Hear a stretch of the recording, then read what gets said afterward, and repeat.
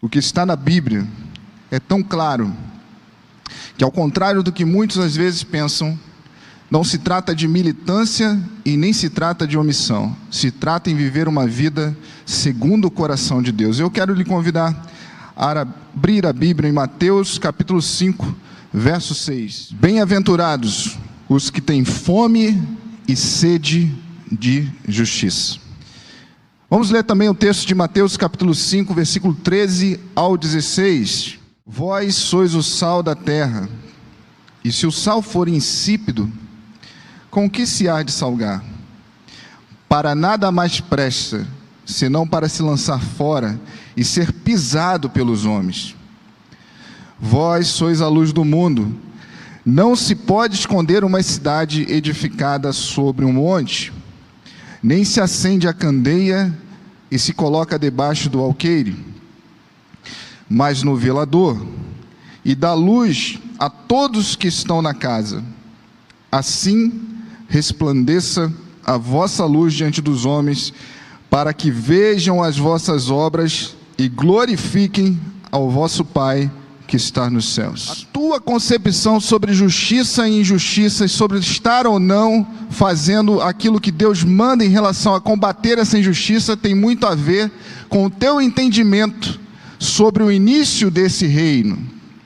Se o reino de Deus já começou no seu coração, você viverá de forma a não se conformar com a injustiça neste mundo. O apóstolo Tiago vai dizer: a religião que Deus, o nosso Pai, aceita como pura e imaculada é esta: cuidar dos órfãos e das viúvas em suas dificuldades e não se deixar corromper pelo mundo.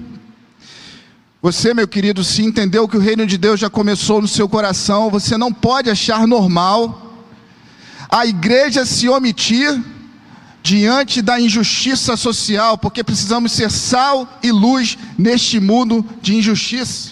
É interessante que muitas das vezes essa temática passa longe do coração de muitos cristãos. A instituição chamada igreja, ela realmente precisa ser separada do Estado. Mas você, cristão, não pode ser alheio ao que o Estado e a qualquer cidadão cometa de injustiça. Toda ideologia que segrega, toda crença que há uma classe de pessoas especiais diferentes das outras, a igreja precisa contestar e denunciar como seu dever de profeta. Não há imposição, nem discurso de ódio, nem cerceamento de liberdade que a igreja vai se omitir. A igreja precisa ser sal e luz neste tempo. É agora. A igreja tem o dever de ser sal e luz. E não defender ponto de vista ideológico de nenhum homem, de nenhum pensador. Não sendo porta-voz de governo da terra, mas sendo porta-voz do governo de Deus, que não tem nada a ver com homens, nem com mitos, nem com falsos profetas. Tem a ver com o reino de Deus. Mateus 5,20 vai dizer: se a vossa justiça não exceder em muito, a dos escribas e fariseus, dos religiosos, jamais entrareis no reino dos céus. Crente que não se indigna com a injustiça não entrará no reino dos céus. Ai de vós, se fordes apenas religiosos. Os fariseus, meu querido, se dedicavam arduamente, se dedicavam a buscar a justiça, observando a lei. E a história prova que eles realmente conheciam muito a lei. Mas a lei sem amor, ela é desgraça. A palavra de Deus precisa ser entendida com amor, porque se não tem amor, não tem Deus. E é por isso que tem muitos cristãos que não se incomodam com aquilo que não lhes afeta. Porque o mundo espiritual é o que eu enxergo, o meu foco é o transcendente. Não! O reino de Deus já começou no coração das pessoas que entregaram a vida a Ele nesta terra. E precisamos fazer o reino de Deus nessa terra. Venha o teu reino. Só quem entende isso consegue ser sal e luz neste mundo de injustiça. Na verdade, acabaram criando um Deus que via as pessoas pelo mérito. E ainda hoje, há muitos cristãos que entendem que justiça é mérito, que justiça é o esforço de cada um. Quando não compreendemos que fomos alcançados pela graça, somos iguais aos fariseus, e é por isso que Mateus 5,20 diz: ai de vós, se a sua justiça não exceder a dos religiosos. Talvez isso explique porque muitos hoje, demasiadamente, estão levantando bandeiras de uma pseudo-moral cristã, onde não se vê amor, só se vê ódio, segregação. A justiça de Deus, meu querido, não está desassociada de um Deus que é amor. Ele é santo, Ele é justo, mas Ele é amor. E é por isso que a igreja não pode fazer festa diante de mais de 130 mil vidas perdidas por um vírus. Jesus vai ensinando a gente qual é o comportamento do cristão no mundo de injustiça. Ele vai citando as bem-aventuranças e no final ele vai dizendo, no capítulo 5, ao ponto de chegar a ser sal e luz, mas antes ele vai ilustrando e falando, ser manso, pacificador. E quando ele chega no versículo 6, ele destaca, ter fome e sede de justiça. Fome e sede de justiça é muito mais do que entregar uma quentinha ao morador de rua, ou de dar uma oferta no final de ano, para socorrer algum orfanato. Ter fome e sede de justiça é um estilo de vida, mas não a nossa justiça, não a justiça do Batman, não a justiça do Coringa, mas a justiça de Deus, que amar como Ele amou, batendo palma para quem faz um homem ser mais importante que o próprio Deus. Será que a igreja desse tempo é conhecida como uma igreja de profetas, que não tem medo de retaliação, nem dos próprios irmãos, mas tem compromisso apenas de falar a palavra, porque quer ser sal e luz, quer ser diferença no mundo, para que aqueles que estão sendo oprimidos olhem para a igreja e vejam esperança, que diante das adversidades da vida, sintam esperança, percebam que o Espírito Santo dá paz que excede todo entendimento, mas não se conforma com a injustiça. Bem-aventurados os que têm sede, os que têm fome de justiça. Talvez muitos não alcancem porque a sua justiça é compreendida como um sistema de recompensas nessa terra. São crentes como os fariseus, que se achavam merecedores de algo. Há dois conceitos nesse texto, há dois ensinamentos no que eu estou falando nesta manhã, que você precisa entender e definir na sua vida, para você fazer o entendimento correto. O primeiro é que o reino de Deus não vai começar, ele já começou. O segundo conceito que você precisa entender é que você foi salvo pela graça, um favor imerecido, portanto não há mérito algum em você. Desejamos a aprovação de Deus? Talvez muitos estejam ouvindo os aplausos dos homens, e esses aplausos têm sido tão altos, que não têm entendido a advertência de Deus nesse tempo, para sermos sal e luz. E na verdade, muitas das vezes a igreja, os cristãos estão se tornando parte da injustiça, corroborando com discursos de injustiça e com ações de injustiça. Mas pastor, o senhor está repetindo? Sim, porque a palavra de Deus não nos dá opção. Não adianta levantarmos as mãos, cantarmos lindos louvores, derramarmos em lágrimas, sairmos juntos para entregar alimentos, se no dia a dia nos sentimos em paz diante da opressão que acontece. Jesus nos chama à justiça social. E não para a igreja ser controladora da sociedade. Não para a igreja agora se tornar a opressora da sociedade, dizendo para ela o que ela tem que fazer. A igreja tem que ser a luz, mas uma luz que é convite. As pessoas têm que vir para a igreja, porque olharam para mim e para você, e viram um Deus que é amor.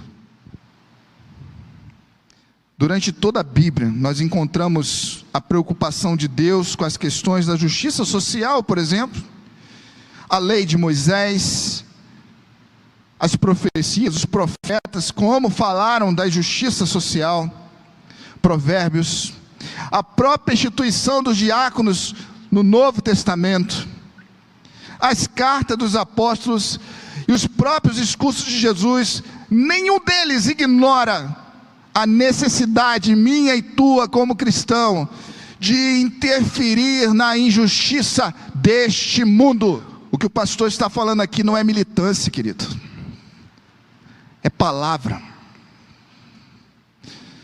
Há muitas pessoas que entendem santidade, quando Pedro fala, sem santidade ninguém verá a Deus. As pessoas entendem que está falando de mãos palmas, joelhos no chão e mãos levantadas num templo. A santidade é muito mais que isso. É santidade no sentido de alguém que decidiu viver exatamente o que Cristo quer.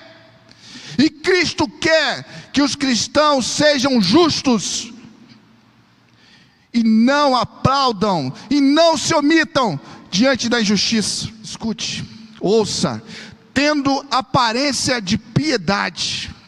Paulo está falando, Timóteo, presta atenção, Timóteo, eles parecerão serem crentes, parecerão ser cristãos zelosos, eles se aparentam ser pessoas de bem, de moral cristã, são pessoas de uma moral da família cristã. Cuidado, Timóteo, tendo aparência de piedade, mas negando a eficácia dela, afasta-te destes. Mas que justiça! Alguém pode estar ouvindo isso e dizendo, eu sou justo, eu sou alguém que estou do lado da justiça, porque alguém me disse que o Batman, que às vezes tem outros nomes, e o bom do Batman é que ele é ficção, mas existem Batmans na vida real, se achando Batmans, fazendo a justiça que eles entendem ser justiça, e oprimindo os homens e as mulheres.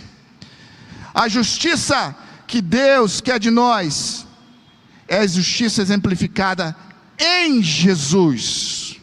Leia comigo Lucas, capítulo 10, do verso 26 ao 37.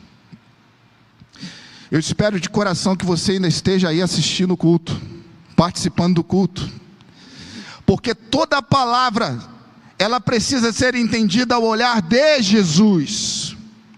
E se eu quero entender que justiça é essa, como ser sal e como ser luz, eu preciso ser exatamente como Jesus.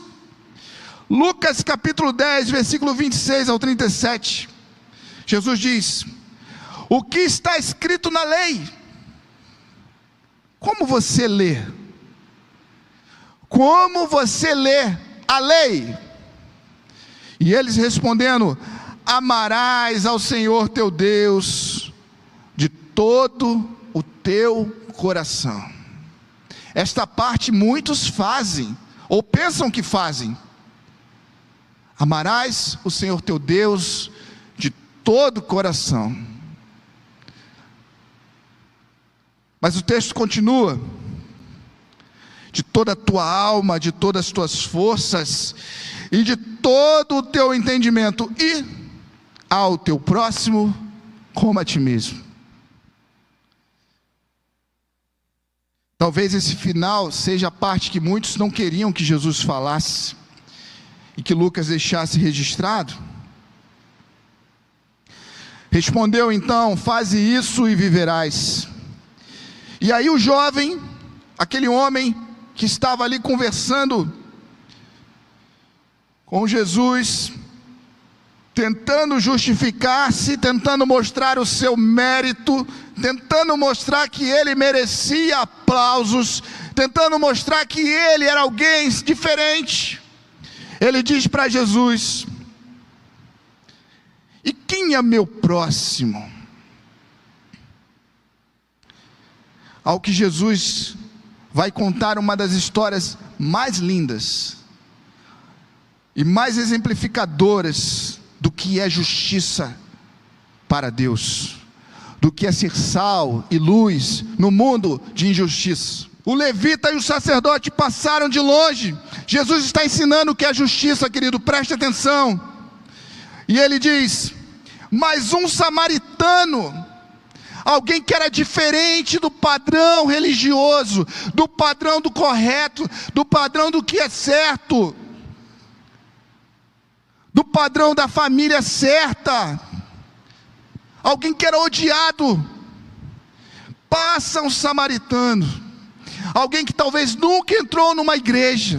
Ele tinha um compromisso, ele não estava passando por acaso, ele tinha um compromisso. Chegou ao pé daquele homem e vendo, moveu-se de íntima compaixão. Jesus está dando um tapa na cara dos fariseus religiosos. Ele está dizendo: a minha justiça, o que eu interesso é você viver aquilo que você fala. Ele não só fez uma cena para que as pessoas vissem: oh, que lindo, caridoso, que homem bom. Não, ele, além de tudo, continuou a cuidar daquele homem que estava largado na estrada, que ele não conhecia. E o samaritano não era o padrão religioso, ele não estava enquadrado no grupo daqueles que são os defensores da moral cristã. Parece que já não é mais possível para aquele que recebeu o Espírito Santo no coração, ao ouvir notícias de injustiça, ver a igreja se manifestando, defendendo, ficar calado. Parece que aquele que já tem o Espírito Santo no coração consegue compreender a importância da igreja ser sal e luz no mundo de injustiça. Jesus deseja uma igreja repleta de homens e mulheres em que a fome e a sede de justiça seja diária e não esporádica, e não no final do ano, e não na época do Natal, e não na hora de comoções nacionais, mas todo o dia. Fome, sede, algo necessário ser saciado. Saciado de quê? Da justiça de Deus. A missão é maior do que apenas falar de Jesus. É preciso ser visto e observado, entendido como alguém que ama como Ele amou. Mas alguém que também tem fome e sede de justiça. Romanos 12:2. E não vos conformeis com este mundo. Não vos conformeis, não se amoldeis, não achem graça, não aplaudam, não façam coro, não somem as fileiras da injustiça deste mundo, ainda que ela se apresente como Batman.